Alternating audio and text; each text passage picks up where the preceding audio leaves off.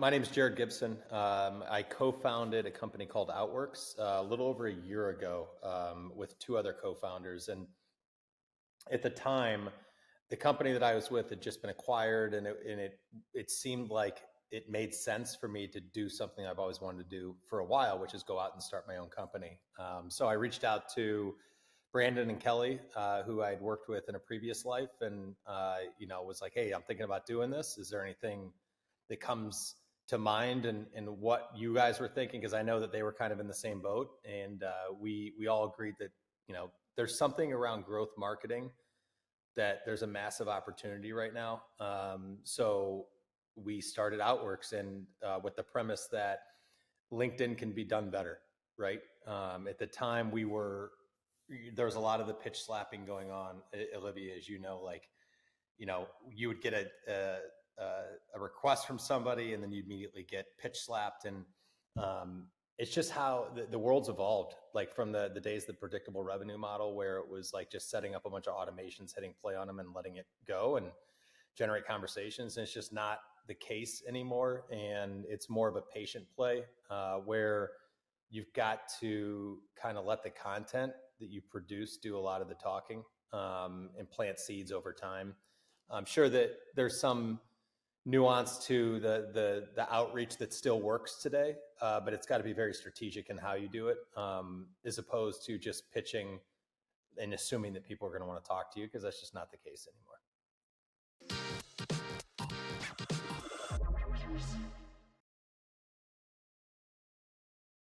So we actually started just doing pure email lead gen.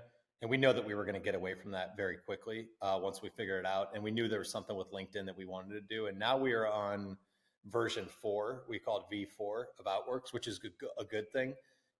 We've listened to what our clients have said. We've kind of followed what the market trends are and kind of see where things are going. And we've really started to focus more on helping our clients grow their LinkedIn network with some basic automations around hitting their ICPs with just connection requests. Nothing fancy. We're not trying to message anybody. We know that the connection acceptance rates are going to be low, but they're still growing their network. So we want to max out the connection requests, but then creating content to meet those people that we're bringing into their network and who they've already built their network around. So the content that we're creating is multiple form, right? It's video content, short form video. It is text-based content.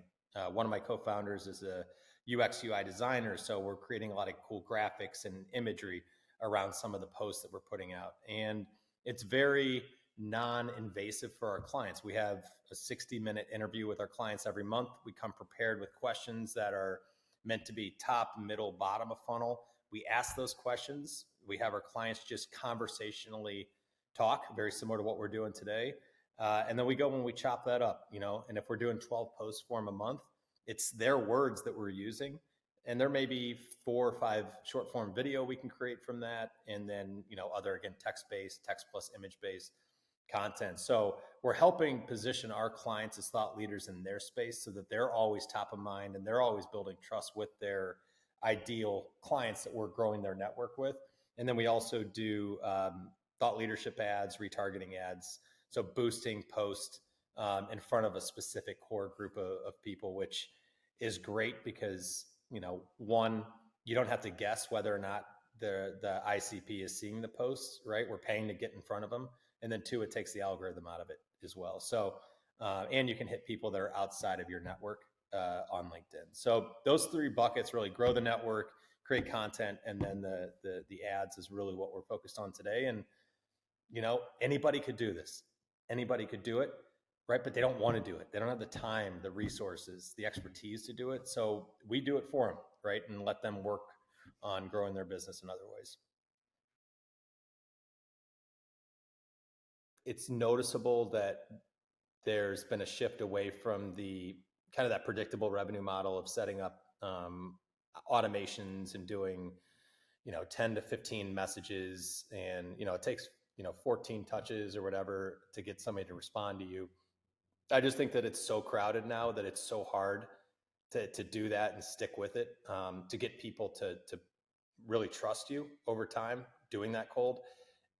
For us, it's all about our network. we've gotten to the point where we've been around for a little over a year now that it's not just like my network, it's my network's network at this point, right? Where we're 3 or 4 degrees separated from my network.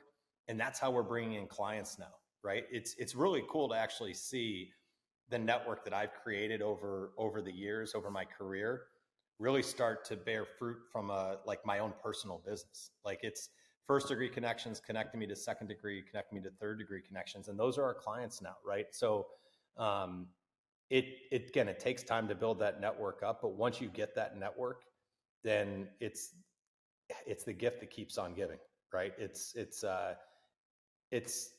because people trust you, and as long as you're staying in front of them, from our perspective, it's about creating content on LinkedIn and reminding people who you are, reminding people that you're there. Most people aren't ready to have a conversation with you today, but if you continue to post content, to build trust, to stay top of mind, one day you're going to wake up and there's going to be a meeting on your calendar with somebody that has seen your content, that may not have liked it or may not have commented on it, but needed to talk to you about what you do. And that happens with our clients all the time too. It's funny that I've noticed it's easier for us to create content for our clients than it is ourselves, right? And when we started doing this, I was like, I can't be the cobbler's kid. I've got to create my own content. But for me, like if I was running through our process, which I should be, and I don't know why I'm not, like it would be a lot easier to create content. As opposed to like with our clients, it's like very natural. They just answer the questions that we ask them, similar to what we're doing today. So from a content perspective, I create content focused on founders and executives of businesses that don't have the time, don't have the resources to produce their own content. So similar to what we should be doing for ourselves, right? Uh, we always help our clients develop their content pillars. What are the things that you're going to write about? And a lot of times when we go talk to people, it's very foreign to them. Like, well, I don't know what I have to say if that can help other people out, right? And that's always like a barrier to producing content on social media, is that people don't think that people care about what they have to say. And I could not disagree with that more. Like they've gotten to the point where they are in their journey because they've experienced the failure, they've learned from the failure, right? And there's a lot of people out there that they can help like not step on landmines that they were able to avoid, right? So content pillar wise, like it's always like the journey to get here. Like let's talk about that in your content, right? It is building in public. That's another huge one right now. Like as you build your company out, like let's build it in public. That's going to create trust with people. Talk about what you guys do. Like for us, it's LinkedIn. So I talk about LinkedIn in my content.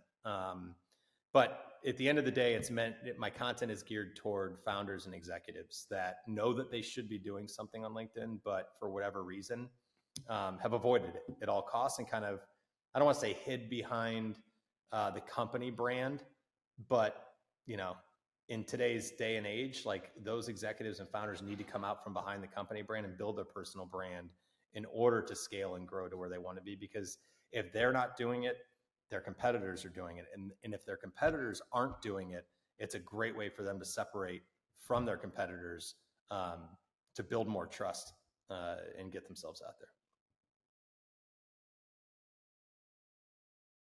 Yeah, the mistake that I see all the time, like if you think about, like I'm growing my network with my ideal client because I want my ideal client to see the content that I'm putting out to build trust with that network. So the mistake that I see a lot that I used to do is reach out to people that are in my network that I actually do know and ask them for intros to their LinkedIn network.